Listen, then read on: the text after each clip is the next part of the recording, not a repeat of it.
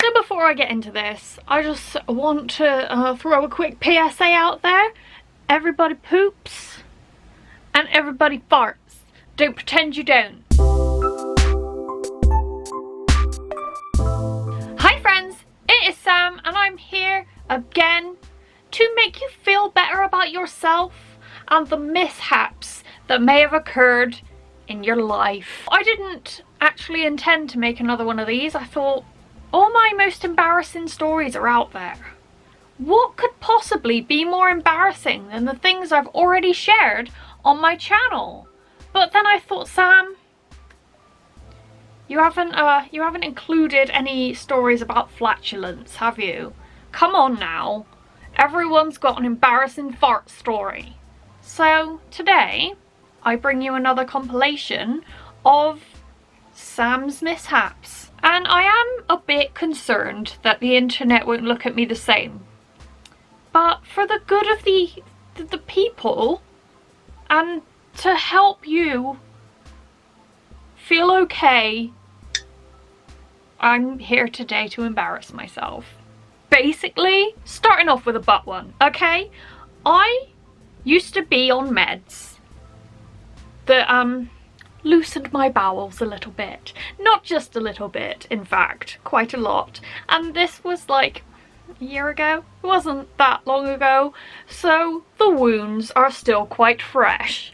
But I'm going to tell you anyway. As you can imagine, one who takes pills that loosen their bowels might be nervous to go out in public. But I had a job, and this job involved me serving customers. You can imagine how I felt when I felt a fart brewing and there was a queue of customers.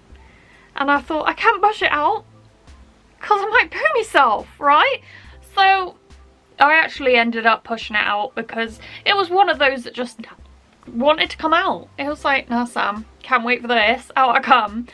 And it felt substantial. So I was like, have I just pooped my pants? Have I now got to serve this queue of customers with poopy pants? I was doing this awkward little penguin shuffle, trying to like keep my cheeks apart in case there was like a situation in the old panties, and I served the customers and then I ran to the toilet. Luckily, I hadn't crapped myself on that occasion. But it did result in a little smell and me waddling like an idiot for a good 20 minutes, thinking I pooed myself. So that was fun. Because there's this like level of shame around releasing gases that don't want to be in your body. Obviously when you're in a professional setting, you don't want to be blowing off. But sometimes it's gotta happen. So you make a silent one, right? But you know, you can tell from how they feel or sound that they're gonna smell. If that ever happened in my old workplace, I would sort of like run up and down to try and waft through it. Or try and breathe it in myself, so that others didn't have to breathe it in. Why am I doing this to myself? One time, I actually passed wind in work and I was out on the shop floor and there was a customer and her child and they were being served, so I quickly skedaddled to the other end of the shop with my broom so that it didn't look like it was me. However, the child caught wind of the odour and she looked up at her mum and went, "Mum, you farted." And the mum was like, "No, I didn't, it was obviously you." And they started arguing over who had blown off the shop, and it was me. Oh my god, am I really gonna put this on the internet? Okay, this next one happened recently and it has nothing to do with bottom gases. So we're gonna take a break from the butt gas, okay? My new job involves me picking up hot bags with food in them. I deliver pizzas. So, last week, I was working quite a busy shift, and my nails had gotten quite long, but they were also quite weak. And, you know, when your nails are long and weak, they all tend to bend. And it's painful on occasion. So, during the rush, I was assigned an order. It was already in the hot bag. All I had to do was pick it up and take it to my car. Now on these hot bags, you've got two handles on the side and one underneath. And I tend to hold the underneath one like this. So like my thumb and my finger are holding it steady and the other fingers are holding the handle. And I can just carry the hot bag with one hand. I picked up the hot bag like this and my middle nail bent back. So I was kind of like juggling with it while I was in pain. I kind of like swerved one way, swerved the other, and I had to let go of the hot bag, and the hot bag fell, and it had pizza in it, and it was right in front of my manager. I threw someone's order on the floor right in front of my manager. Fortunately, I checked the order and it was okay. All the pizzas were intact. The order looked fine. It looked like nothing had happened. I drove out to this customer's address and I couldn't find their house. I called the customer. The customer presumably picked up the phone, right? But I said hello and nothing back. Okay, so I hung up. I called again. Same thing happened. And I might have muttered a swear word to myself. I was like, hello? And I don't know why I'm holding...